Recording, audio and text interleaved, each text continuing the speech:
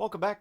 All right, so as we get ready for the calendar to turn over to 2025, I wanted to talk about 2024 Stanley Cup champion and runner-up. And just take a look at how they're doing and how things have been going for them, all that fun stuff, and ask the question, so are these still the teams to beat in their respective conferences? And why or why not that may be the case. So Florida's 22-13-2. Interestingly enough, last year, through 37 games, they were 23-12-2. So they're 1 point off last year's pace. Not bad, and they're 6-4 in their last 10. The Edmonton Oilers, 21-12-3 overall. Last year, at this point, through 36 games, they were 20-15-1.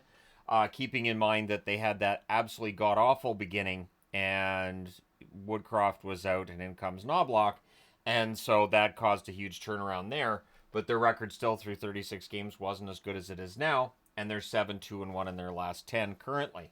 Now, looking at home and away, both they're good in both places. At home, Florida 10-7-1. They're actually mildly better on the road right now, 12-6-1. The Oilers, better at home than away. At home, 12-7-1, and away from home, 9-5-2. And I seem to remember early in the season them having their struggles at home.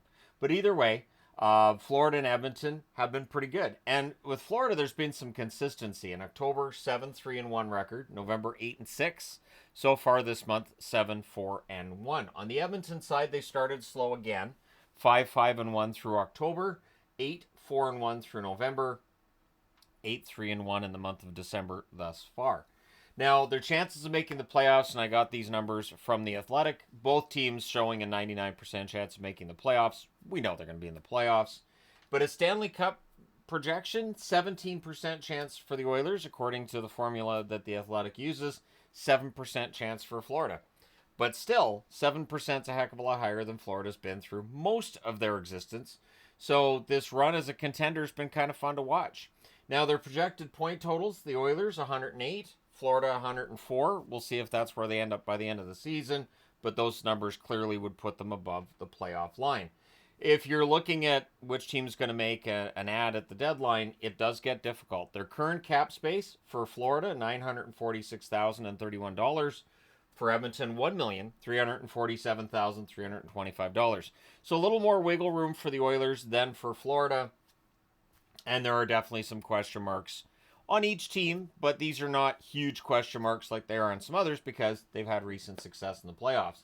The leading scorer for Florida is still Sam Reinhart, 22 goals, 23 assists, 45 points. He's cooled off from that ridiculous start, but he kind of had to because those numbers were, in fact, ridiculous. Tkachuk, 13 goals, 22 assists, 35 points. Barkov, he's only played 27 games, but he has 10 goals, 23 assists, 33 points. And Carter Verhaeghe, 9 goals, 18 assists, 27 points. One of the interesting storylines around Florida for me has been I don't think Verhaeghe's playing as well this year as he did last year, and he signed this big extension. But because it's Florida and because they're doing so well, we don't hear any complaints about it. It is interesting to see how in some markets, a guy who's not necessarily playing up to his contract, it's not talked about a lot. I'm not saying Verhaeghe's playing bad. I'm just saying that comparatively speaking with last year, the 9 goals at this point, a little bit of a slower start for him. Bobrovsky in net, 16-7-1 record, 895 save percentage. Spencer Knight, 6-6-1, 887 save percentage. It is interesting that none of the goalies on the board have a save percentage of 900 or higher. Both teams having their struggles defensively, as well as in net at times. And so that is something that's noteworthy. Now, on the Edmonton side, Draisaitl, 26 goals, 29 assists, 55 points. He's getting back into that Hart conversation. I'm not saying favorite, I'm just saying conversation. As well as McDavid, 15 goals, 37 assists, 52 points for McDavid. Evan Bouchard, 7 goals, 20 assists, 27 points. I mentioned in the preview this morning, Bouchard had a bit of a slow start. He's really picked it up since then. And Zach Hyman, since returning from injury, has been a goal-scoring machine. Might be looking at that Team Canada roster and going, come on, let me in. 13 goals, 8 assists, 21 points for Hyman, but he hasn't played every game. He has been red hot recently. I think he's got like 7 goals in his last 9 or something. Might even be more than that. Hyman's playing really well, being my point here. Skinner, 13-8-3 record, 894 save percentage. And Pickard, 8-4 with an 898 save percentage. I think Skinner gets more criticism than is necessarily warranted. Although when I hear people saying, well, he can be a top 5 goalie in the league. I mean, he has shown what he can do in the playoffs. Absolutely. I think the Grant Fuhr comparisons are fair.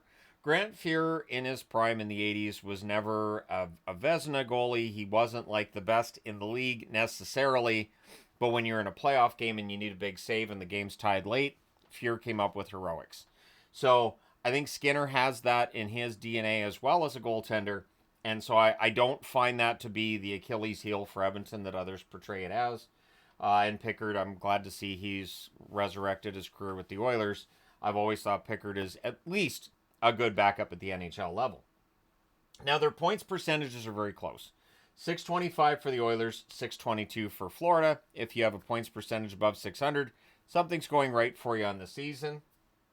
Goals for per game favors Florida a little bit, 3.35 to 3.25. So very similar attacks. Defensively, Edmonton, bit of an advantage here. 2.89 goals against per game as opposed to Florida, who are sitting at 3.14, which you can absolutely attribute to defense. You can attribute it to goaltending. You can attribute it to however you'd like to see it, because, hey, it's the internet. That's how that works.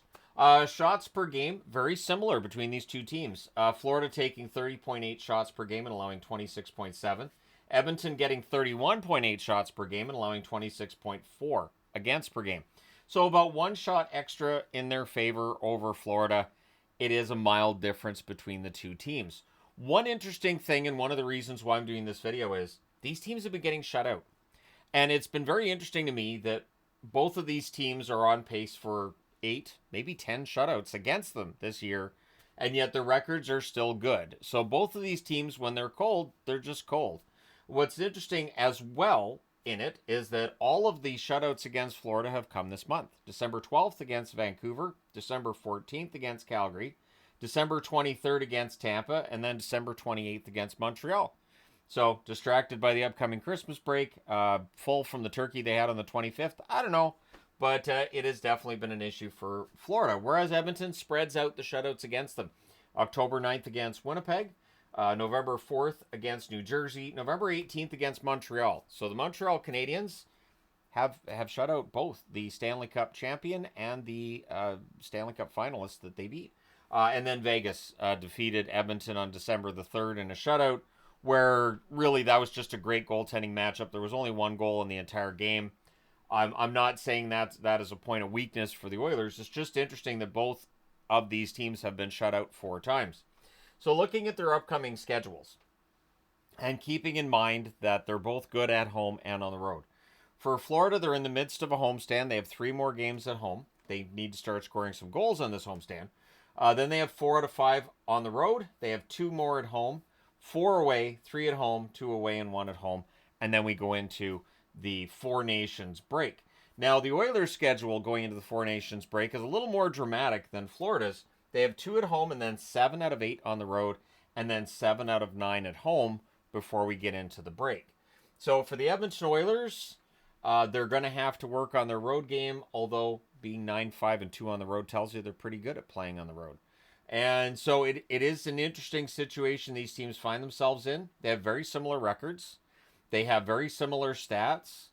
And both teams, if you want to make an argument for why, they're not going to go back to the final this year, you can find it.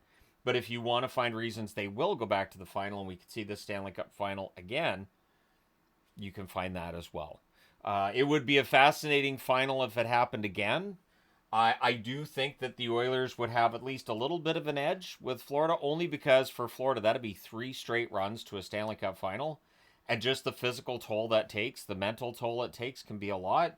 And there would be revenge motivating the Edmonton Oilers. So I think the Oilers would get the edge. At least I think that's where people's money would vote. We'd probably see the odds go towards the Oilers. But you don't want to count Florida out either. It's fascinating to look at both, and I thought, I'll throw both of them up side by side. And I had no idea when I was putting this together how similar the numbers would look and how similar the records would look. And the fact that they've both been shut out 4 times. By my own count, I went through a couple of times and did my best to make sure. But remember, if there isn't an error on the board at all, that's a sign of trouble. And that's a rule I've had going back to, 2017? There's usually at least one error on a board, and I apologize. Hopefully this one's error-free. But let me know your thoughts in the comment section below as always. Which of these two teams do you think is more likely to go to the final and win it this year? And do you think neither of them get there or both of them get there? Let me know your thoughts. Hit like and subscribe if you haven't done so already. Thank you guys so much for all your support as always. I will talk to you again soon.